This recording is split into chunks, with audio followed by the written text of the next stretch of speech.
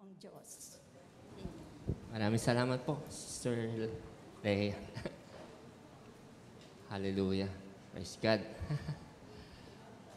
Nakakatibok ng puso.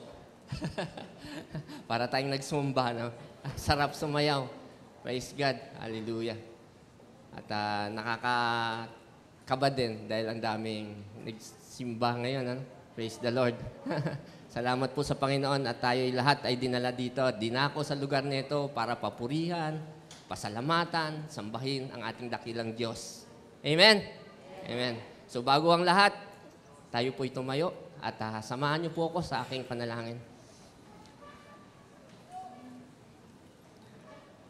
O aming dakilang Diyos, Diyos na dakilat, Ikaw ang kataas-taang Diyos at nag-iisang Diyos na aming sinasamba, Ama. Salamat po sa umagang ito na kami po'y narito, maayos, malakas, masigla, na kayo po'y papurihan, punong-puno ng kagalakan na kayo po'y pasalamatan, Ama. At kami po'y lumalapit din sa mga oras na ito. Puspusin mo kami ng pagpapala at linisin mo ang aming puso't isipan na kami po'y maging karapat-dapat sa iyong harapan, Ama. Salamat po sa iyong dakilang pag-ibig na ibinumo sa bawat isa. Kaya na ini-enjoy namin ang buhay na iyong pinagkaloob sa bawat isa, Ama. Ama, sa umagang ito, hinihingi ko po sa iyo na samahan mo po ang inyong lingkod. Magsalita ka in behalf of me, O Lord. Gamitin mo ang inyong lingkod, ang aking mga bibig, na magsilita para sa iyo. Salamat po, Ama. Gabayan mo ko, puspusin mo ko ng pagpala, ng karunungan at kaunawaan. Ganon din ang aking mga kapatid. Hipuin mo ang kanilang kaisipan at puso na maunawaan nila ang bawat mensahe na ipagkakaloob mo po sa amin. Ipinagkakatiwala ko po ang lahat sa umagang ito sa iyong pangalan at pagharian mo ang bawat isa, lalong-lalo na ang lugar na ito, ang iyong bahay-sambahan. Ikaw lang ang Diyos na aming kikilalanin magpakailanman. In Jesus' name we pray. Amen. Muli, maraming salamat po at isang karangalan na magamit po ang inyong lingkod sa gawain ito, sa umagang ito. Ngayon po, ang aking slide po ay maiksi lang.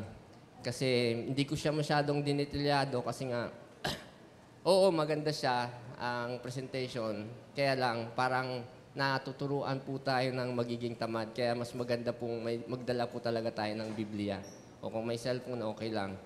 Kasi po, nakakalungkot yung mga balita na even sa panalangin, gumagamit na ng AI. No? Artificial intelligence, panalangin.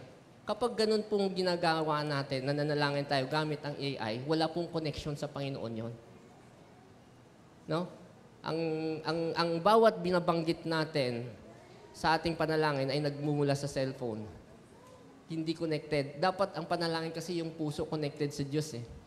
Kasi pagka AI, sinusundan mo lang yung salita, I believe sa akin, ewan ko sa inyo, pero hindi nakakarating sa Diyos yun. Kasi hindi connected yung puso eh. Puso sa Panginoon eh. Kasi binabasa mo AI, artificial intelligence. Kaya po mas maganda na magdala po tayo ng Bible. Tama po? Okay, sige po. Pero babasahin pa rin natin yung sundan pa rin natin. At mayroon akong 2 puntos na nilagay dyan, pero kung may oras pa tayo, isa-isahin natin, textual po ang ating pag-uusapan ngayon. Nagbumula po ito sa James. James chapter 2, verse 14 to 18. Pero introduction muna tayo, please. Sabi dito sa Ephesians, For by grace you have been saved through faith, and this is not your own doing, it is the gift of God. Sa kung mabasa, for by grace you have been saved through faith. Sa pamagitan ng pananampalataya. Amen? So, ibig sabihin, the grace of God, hindi pala darating sa atin kung wala kang pananampalataya sa Diyos. No? Kasama siya. Hindi yung grace lang, napakaliwanag dyan. Through faith. No? So, ano bang sabi dito sa, ano ba sinasabi dyan sa, ito po kasi pag-uusapan natin. No? Pananampalataya. No? Sabi dito, yung definition ng faith, ayon sa Hebrew chapter 11 verse 1, now faith is the assurance of things hoped for and conviction of things not seen. Oh, sabi diyan, ito'y kumpiyansa, no? Kumpiyansa, sigurado na makakamtan natin ang bagay na ating inaasahan. At yung mga bagay na hindi natin nakikita sa pamamagitan ng pananampalataya. Pinaniniwalaan natin. Kagaya ng ginawa ni Kristo sa krus ng Kalbaryo, maraming hindi naniniwala, pero tayo naniniwala. Kaya tayo, kumpiyansa na tayo maliligtas. Amen? Yung dugo na kanyang binuo sa krus ng Kalbaryo ay siyang alay para sa ating kaligtasan. Kaya ngayon tayo ay naging malaya, sumayaw, kumanta, tumakbo, at i-enjoy ang buhay na mayroon tayo. Amen? So yun po ang ating pag-uusapan natin ngayon. Ayon doon sa title, sabi dan, works determine your faith. Diba? Basahin natin yung James. Wala. Dito na, sa Bible na lang. James chapter 2, verse 14. Hindi mabasa daw maliit. Masyado. Ayan. Words determine your faith. Masyadong maliit, So, tingnan na. Buksan na lang natin yung Bible at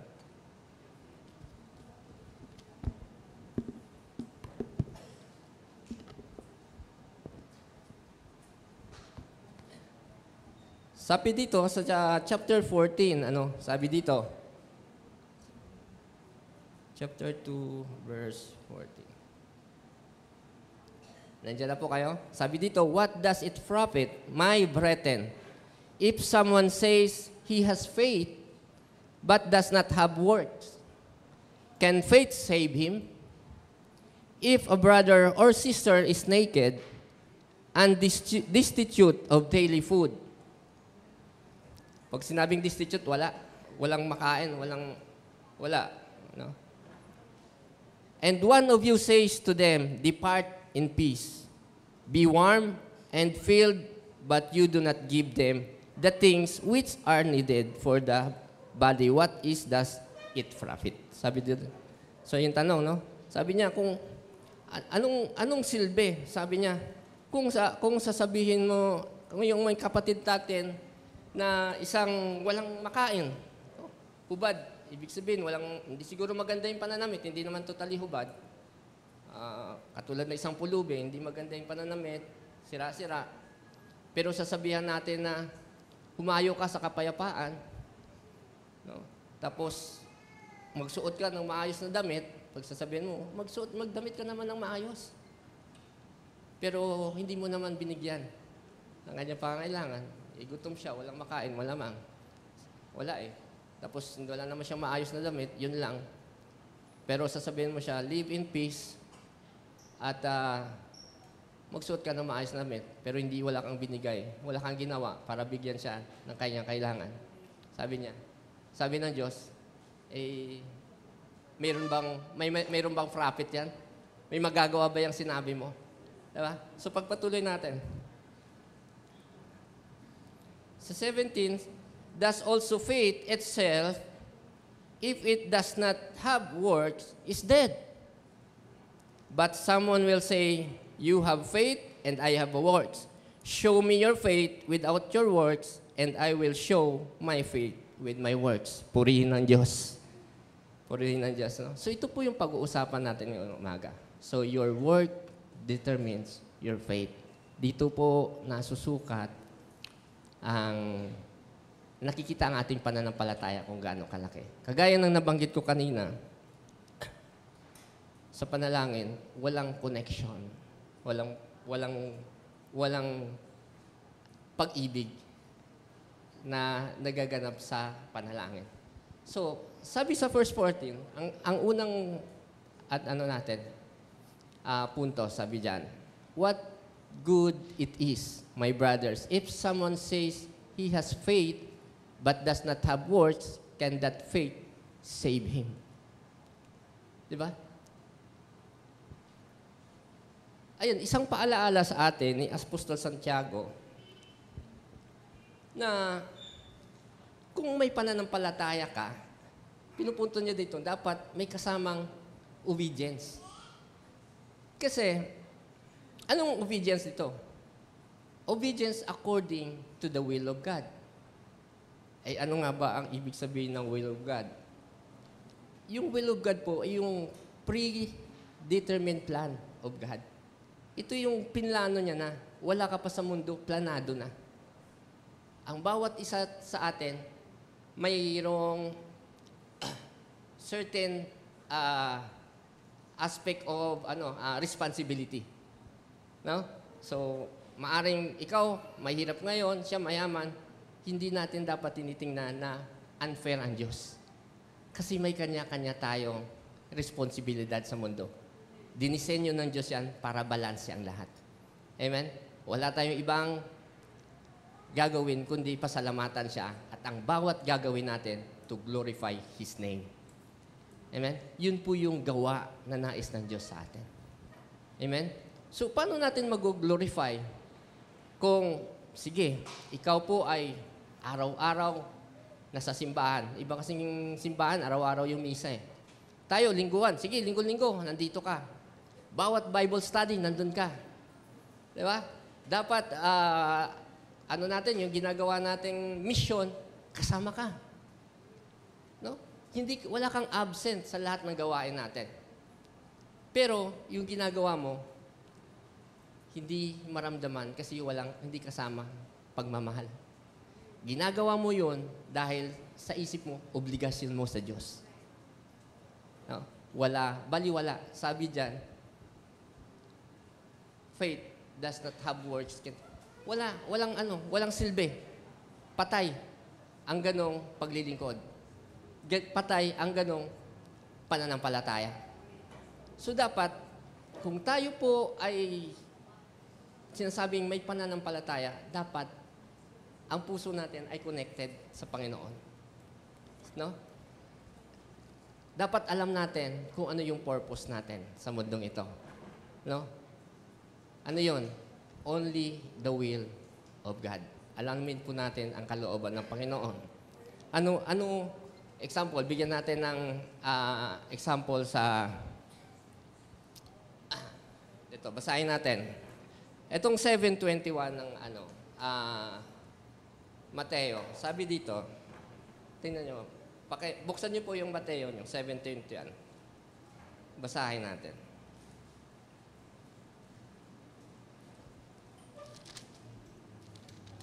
Sabi doon, di ba?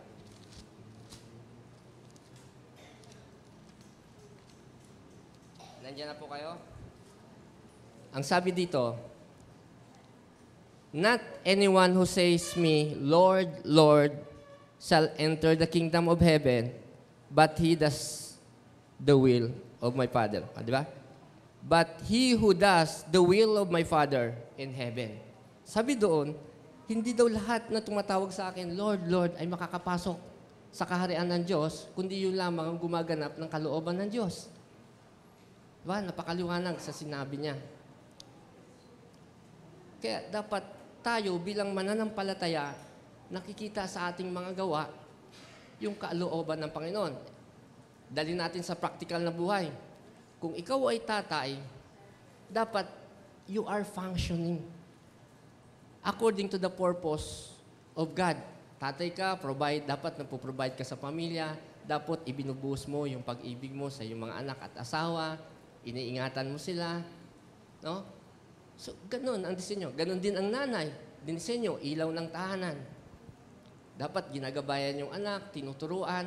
Sabi nga, di ba, ituro mo sa kanila, no? Ang daan na dapat nilang lakaran na hanggang sa kanilang paglaki ay hindi nila makakalimutan. So, yung tamang pag-uugali, yung tamang respeto sa magulang, sa nakakatanda.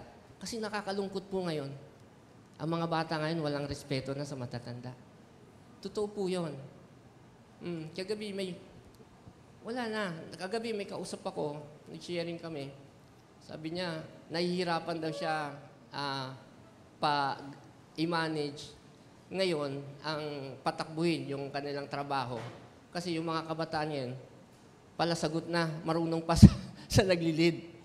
Di ba? Mas magaling pa sa'yo at hinala ng respeto. Oh, kaya sabi niya, nakakalungkot. No? Nakakalimutan na natin kung ano yung katuruan ng ating Panginoon. No? Na kilalanin yung superiority. Kasi pagka ganun po tayo, na mas magaling ka pa doon sa superior mo, wala pong kaayusan. Wala pong mangyayari doon. Kasi, at the very end, superior pa rin yun.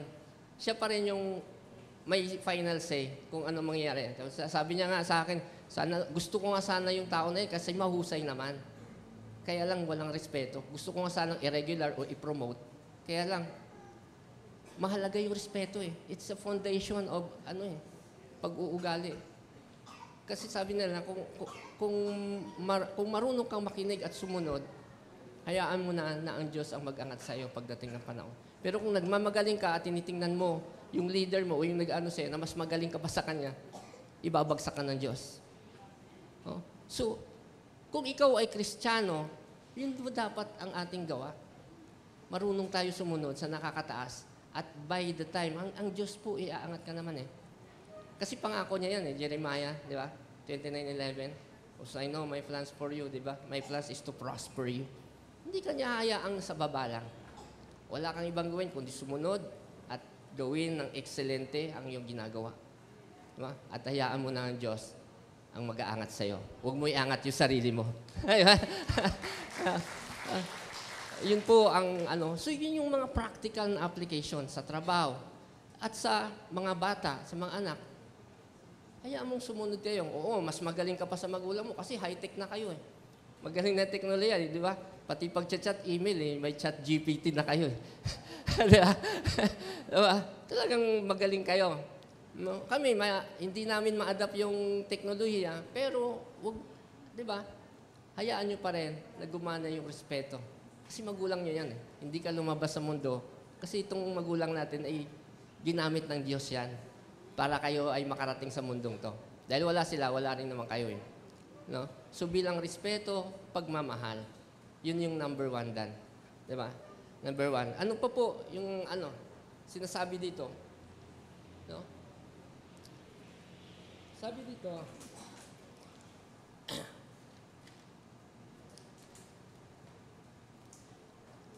sabi dito sa verse 15 ng chapter, nagligaw na ako.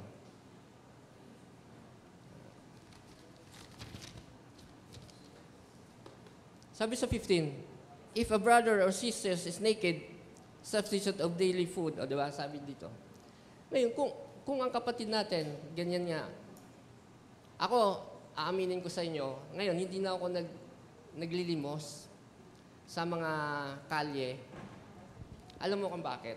Ano dahilan ko? Kasi sila po ay hindi natin alam kung saan nila dinadala yung binibigay natin. I suggest mas maganda dito sa kapatiran natin. Alam natin yung sitwasyon ng kapatid na kailangan niya talaga eh. Di ba? So maaaring doon tayo, maliit na bagay, maibigay mo. Alam natin na mapupunta sa mabuti. Kasi doon narinig ko kasi, doon sa bandang Cubao, sa Aurora, nang lilimos, ibigay. Tapos nagkikwentuhan sila, sino nanalo kagabi? Pinagsusugalan pala yun. Ako, sabi ko, hirap na hirap akong kumayod. para, di ba? Kailangan sa pamilya para mapag-aral ko yung anak ko. Tapos, mahalaga sa akin yung 5 piso, 10 piso eh. Pero ibibigay ko dahil sa ngalan ng pag-ibig. Kailang marinig mo, pinagsusugalan naman pala. Di ba? Sa pangalawang dahilan, sabi ko, kung yung mga batang ito ay mapunta sa eskwela, nag-aaral sila. Kasi karamihan din, hindi na nag-aaral. Nanghihingi na ng limos, di ba, ginagamit. Nagbibenta ng sampagita, kung ano-ano, para maawa ka. Di ba, naka-uniform pa. Di ba, kunyari, nag-aaral. Pero, hindi natin sila totoong natutulungan. Alam mo kung bakit? Ititira mo lang sila sa kalye. Habang buhay na lang sila sa kalye. Pero kung sila may mag-aruga na madala sila sa tamang, may gabay ng tamang pag-uugali, mapag-aral, malaki ang tsansa niya na mabago ang buhay niya.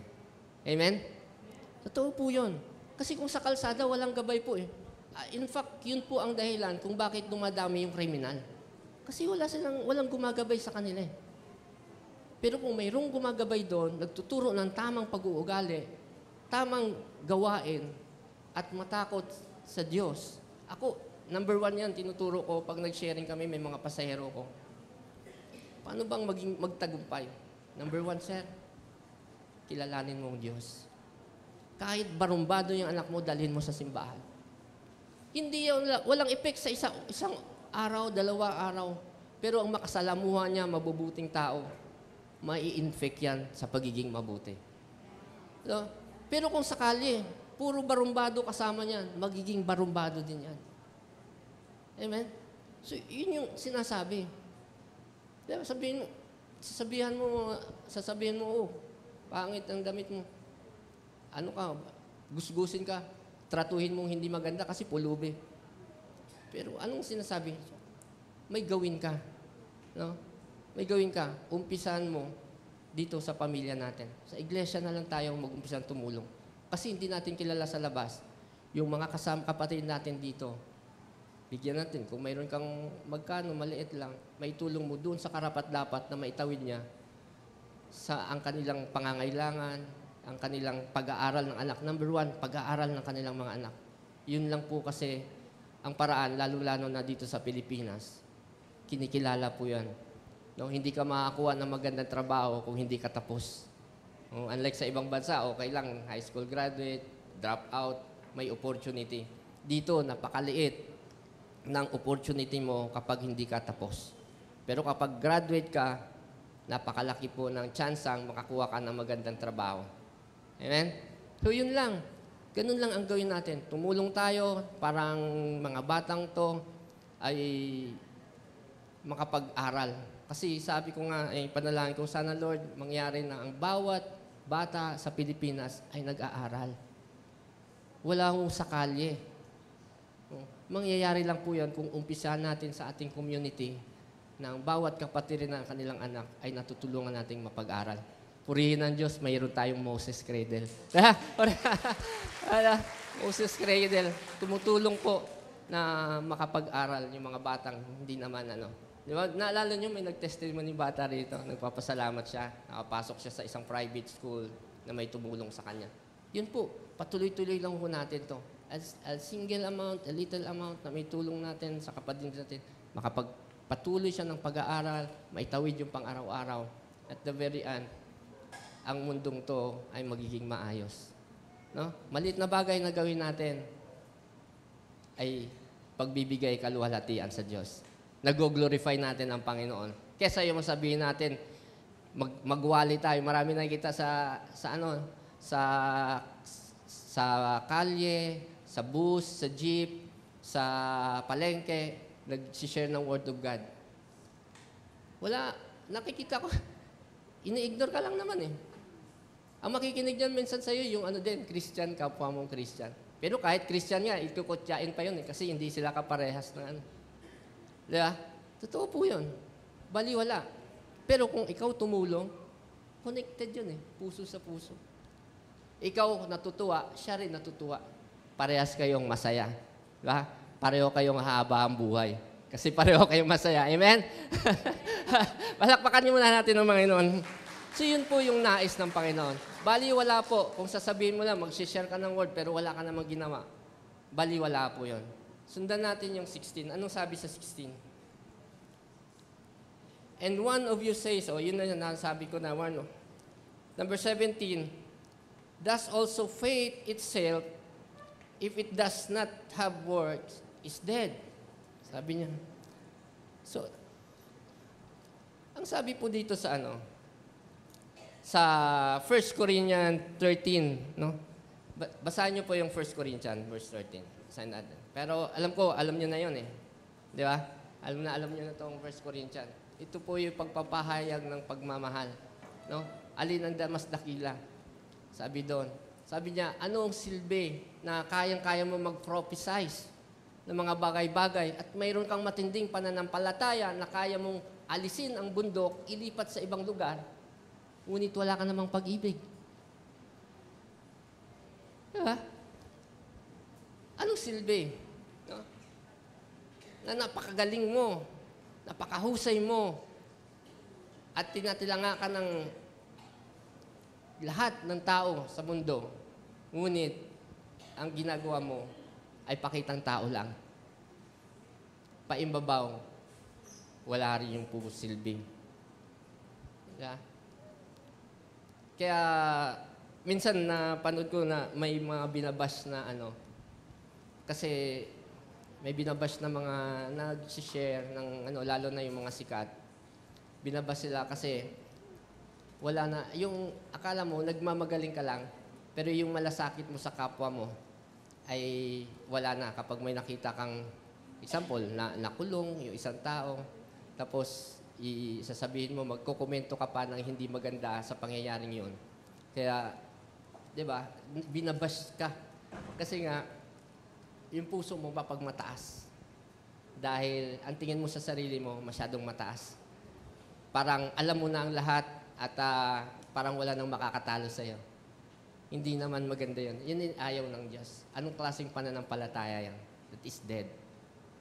Yeah. So anong nais, ang gusto lang iparating ngayon sa mensahe na yon, kailangan bilang mananampalataya nakikita sa ating mga gawa. Anong nais ng Diyos? Ano yung will ng Diyos? Unang-una, huwag tayong hihiwalay sa pag-aaral ng kanyang mga salita. Alamin natin ang bawat commandments o yung utos niya. Ano po? Number 1, yung greatest commandments. Diba? Sa Matthew, mababasa natin. Mark 12, sabi doon, love God. Number 1, di ba? Love God with all your hearts, with all your souls, with all your strength, with all your understanding. Number 1, i-practice natin po yun. Put God first sa ating buhay, sa ating puso. Kasi hindi mo magagawa ang pangalawang utos kapag hindi mo ginawa yung una. No? Parang hagdanan yan. So, hindi ito yung nais ng Diyos. Dapat seryoso tayo sa ating pananampalataya. Dapat seryoso tayo sa ating sinasabi. Huwag na lang ho tayo magsabi kung hindi natin kayang panindigan. Amen? Amen? Po. Praise the Lord. Pero joke lang siguro yun. Joke lang. Sorry na, hiniram ko. Sana panood ko na yung kwento. Anyway, sige, magpatuloy tayo.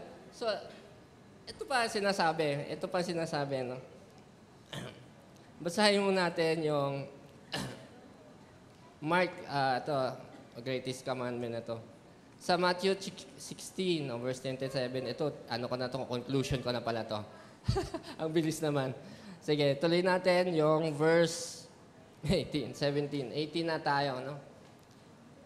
But someone, if you say you have faith and I have works, show me your faith without your works, and I will show you my faith with works. Marami ho tayong nagtatalo, no? Nagtatalo na hindi na natin kailangan yung gawa.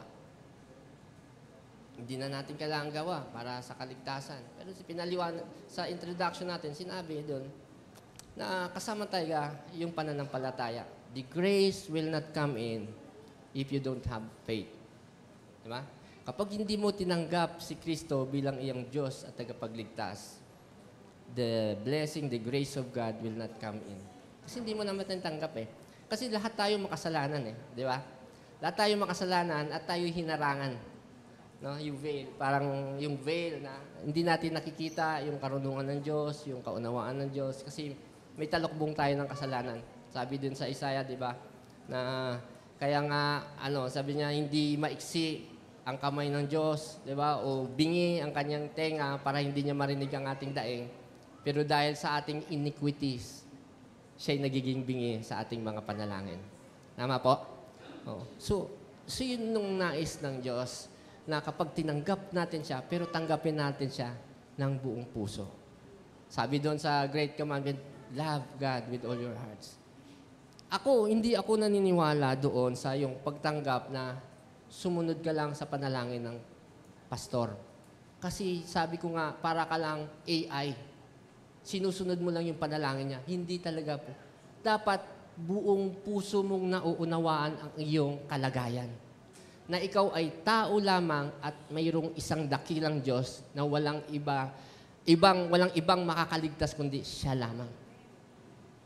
Malaman mo na ikaw ay makasalanan at wala kang magagawa kahit ano paman. Kaya, isisuko mo yung sarili mo for repentance. Yung po dapat, nasa puso, hindi ho yung susundin mo lang yung panalangin. Dapat maunawaan mo ang kalagayan mo. Dapat maunawaan mo na tanging siya lamang ang iyong pag-asa. Yun ang tinitingnan ng Diyos yung puso mo. Kasi pagka wala yun, hindi mararamdaman. Diba? Hindi mararamdaman ng Panginoon na seryoso ka sa iyong mga binabanggit. Bali, wala yun. Hindi connected sa Diyos. Hindi connected sa Diyos. Walang kwenta ang lahat ng bagay.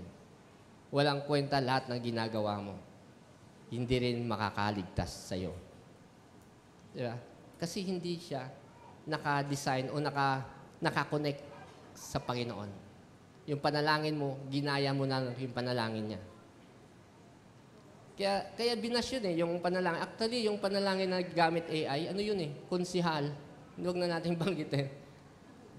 During this session na day nila, di ba nag-uumpisa silang panalangin? Oo nga, kinilala mo, nanalangin, kinilala mo yung Diyos. Pero yung panalangin mo, hindi connected. AI, binasa mo lang doon sa cellphone. Kaya wala. Maganda kung manalangin ka kung ano yung sitwasyon mo. Ano yung nararanasan mo. Ano yung desire ng puso mo. Diba? Sabi, diba, sa Psalms 37, desire your heart to the Lord and He will give you the desires of your heart. Diba? Kaya dapat ganun po. Unahin natin ang Diyos, mahalin natin ang Diyos ng buong puso. Huwag yung dahil diniktahan ka lang. Diba? Oo, maganda yung pag-share ng gospel. Maganda yung nag-share ng gospel. No? Kaya, pag ikaw nakarinig ng gospel o yung pagsalita ng Diyos, dapat magalak ka. Bakit? Ibig sabihin, kumikilos ang Diyos sa buhay mo. Amen? Kaya, kasi, itong magandang balita na ito, kung iyong ipahahalagahan, yan na ang umpisa ng transformation ng buhay mo. Amen? Lahat tayo mapupunta sa kawalan, mapunta sa kapahamakan. Ngunit, ang Diyos na dakila ang kanyang pag-ibig, ibinigay niya ang kanyang bugtong na anak para sa iyo. So, ganun ang hihemplo. No? Tayong lahat dito, mga Kristiyano, offer your body as a living sacrifice, holy and pleasing to God. This is your true and proper worship. Yan lang yung mandato sa atin. Kalooban ng Panginoon yan. No? Kasi maraming nagtatalo, sabi doon. Minsan may kakwentuhan, kapwa ko driver. Sabi ko, hangad tayo ng hangad ng malaking kita. Pero tingnan mo, yung buhay natin, nagiging maganda ba? Pero magtrabaho ka na may kaayusan, maliit man o malaki, nagpapasalamat ka. At yung kita na yan, maliit o malaki, nagamit mo sa tama. Ay nako, aangat ang buhay mo, magiging successful ka. Kesa yung hangad ka ng hangad ng malaki, pero wala namang napupuntahan kasi nga, puro bisyo lang. Alam mo, totoo, ang tao pala pagkasobra, masama Totoo, pag sobra-sobra masama. Kasi nakakaisip ka ng hindi magandang gawain. Di ba pag sobra na, sige. Kaya nandun pumapasok yung yung bisyo. Sige. Bibili ng alak, pag sobra ka, may pera ka. Hindi mo naman binibigay sa asawa Pag may barkada, painom ka. Diba? Painom ka. Pag may nakakita kang magandang babae, alam na. Diba? Doon pumapasok ang kasalanan. Pero kung yung puso mo may humility, kumita ka ng malaki, nagpapasalamat ka sa Diyos, Lord, salamat. Tapos, dahil inaano mo yung katuwiran ng Diyos, iniisip mo yung katuwiran ng Diyos, ano ba ang dapat gawin sa sobra ko? Ibigay ko sa pamilya, savings, tapos ang sobra, ibigay ko doon sa gawain. Diba? Sobra eh. Kasi kapag sobra, ginamit mo sa masama, wala. Pero kung sobra, ibinigay mo sa kapwa, kinalulugdan ng Diyos yun. Diba? Yun yung nais ng Diyos.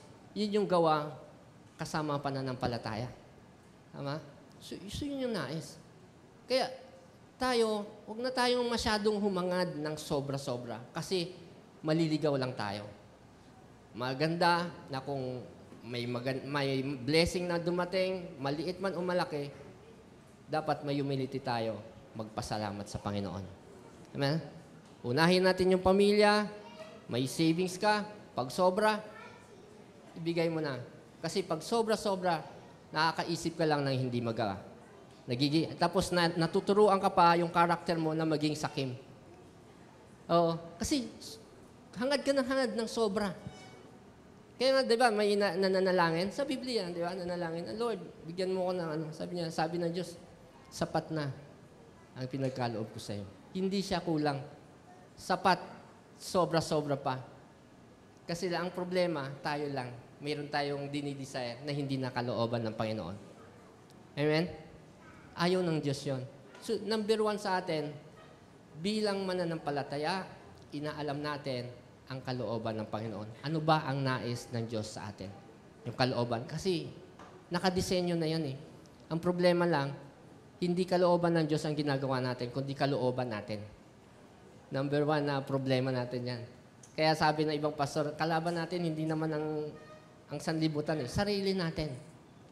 Kasi kalooban natin eh, ang nasusunod hindi kalooban ng Diyos. Tama po ba? Diba? Bigyan ka. Totoo yun eh. Nandun naman yung biyaya, pero humahangad pa tayo na mas malaki. Ay, papansin mo, yung may bahay kang kubo, pero humangad ka ng mansyon. Pero yung bahay kubo na yun, hinahangad ng walang bahay. Diba? May trabaho ka, nagre-reklamo ka sa trabaho mo. Kasi pangit naman, ganun, maliit ng sweldo, ganyan. Pero tingnan mo yung trabaho na yun, hinahangad ng walang trabaho. Diba? Tingnan mo yung sistema. Kaya kung anong meron ka, dapat may humility ka na magpasalamat sa Diyos. Amen? Palakpakan muna natin yung Panginoon.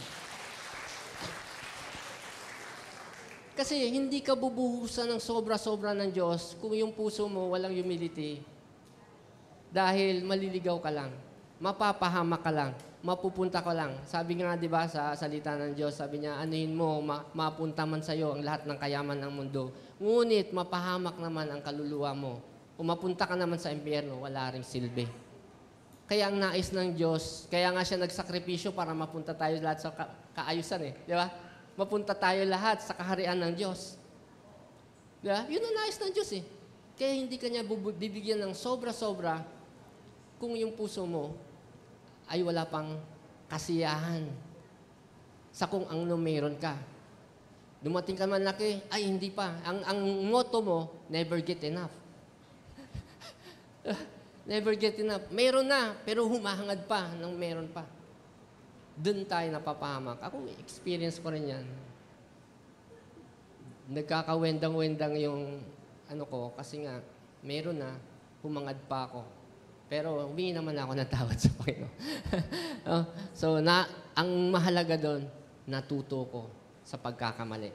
Yun yung maganda doon.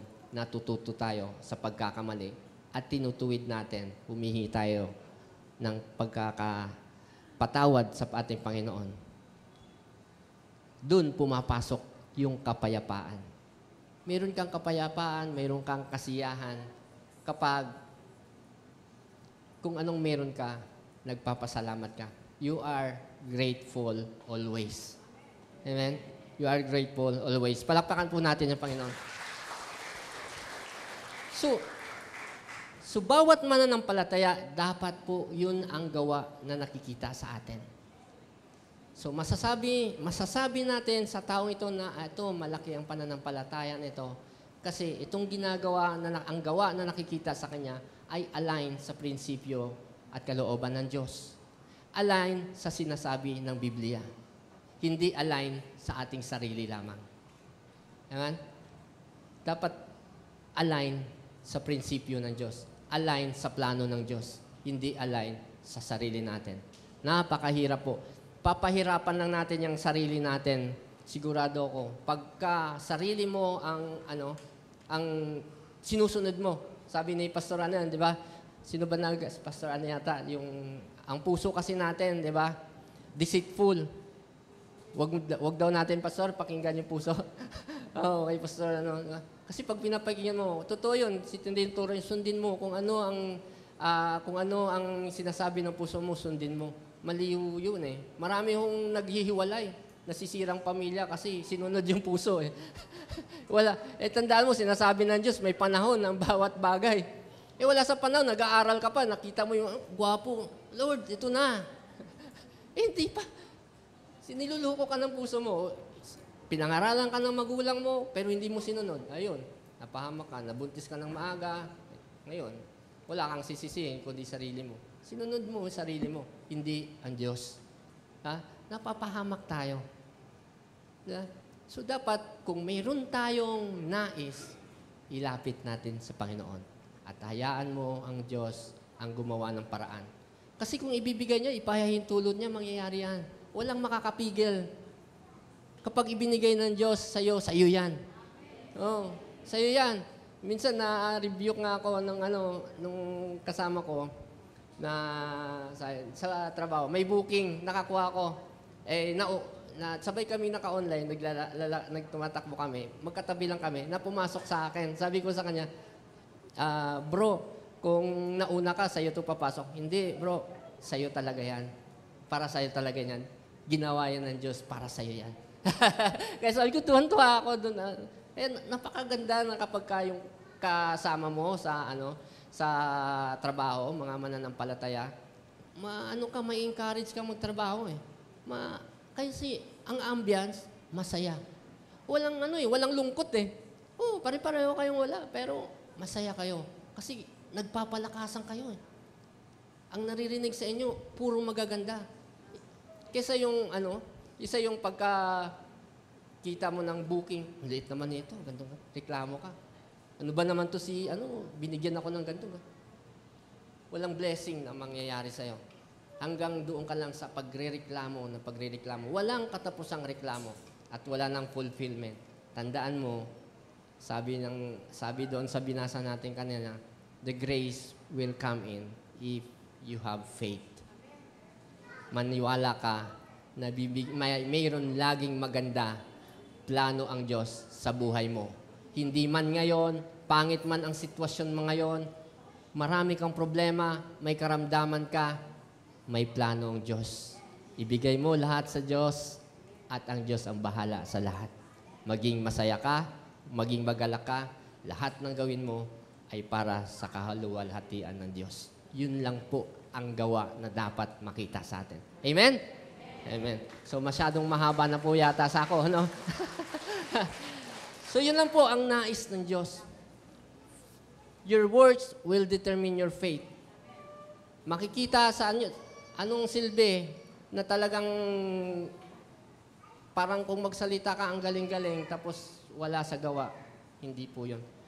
Kasi, sabi doon sa pagtatapos ko, yung conclusion natin, ayan, sabi dito sa 16:27, for the Son of Man shall come in the glory of His Father with His angels, and then He shall reward every man according to his works.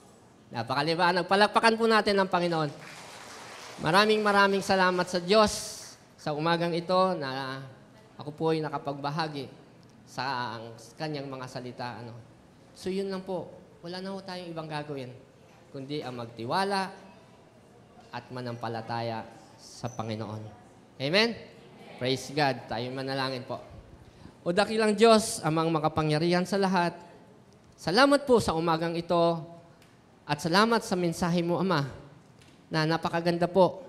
Hayaan mo po na itong mga salitang ito ay itatago namin sa aming puso at siyang maging gabay sa aming pamumuhay dito sa mundong ito. Marami pong pagsubok, ngunit alam po namin na ikaw ang Diyos na dakila at nagkakaloob ng lahat ng bagay na aming pangangailangan. Ama, ipinagkakatiwala po namin sa inyo ang lahat sa aming buhay. Ano man po, Ama, ang pangangailangan ng aking kapatid na ito, ay aking pong itinataas sa iyo, Ama. Ikaw pong nakakaalam ng bawat puso ng narito, Ama. Bawat desire ng puso nila, Ama, ikaw ay nakakaalam. Kaya ako po'y nagpapakumbaba at lumalapit sa iyo na dinggin mo po ang kanilang panalangin. Ama, itinataas din po namin sa inyo ang eskwelahan po namin, yung Moses Cradle, Ama.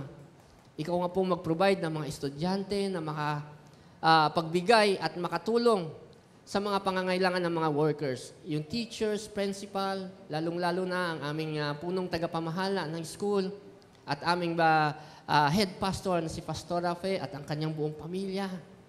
Ganon din ang lahat ng kapastoran, lahat ng kamanggagawa sa iyong iglesia, Ama. Maging ang janitor at ang pinakamaliit na kamanggagawa sa iyong iglesia at sa iyong ubasan, Ama, ay dinggin mo ang kanilang panalangin. Alam po namin na mayroon kang regalo sa takdang panahon at yan po ay aming aasahan. At patuloy kaming maglilingkod ng may kasiyahan at ikaw ay pupurihin, sasambahin, magpakailanman.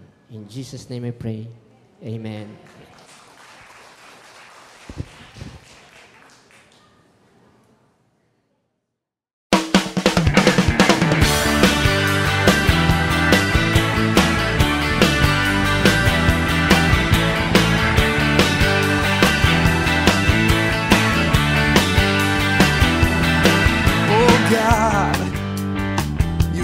So good to me.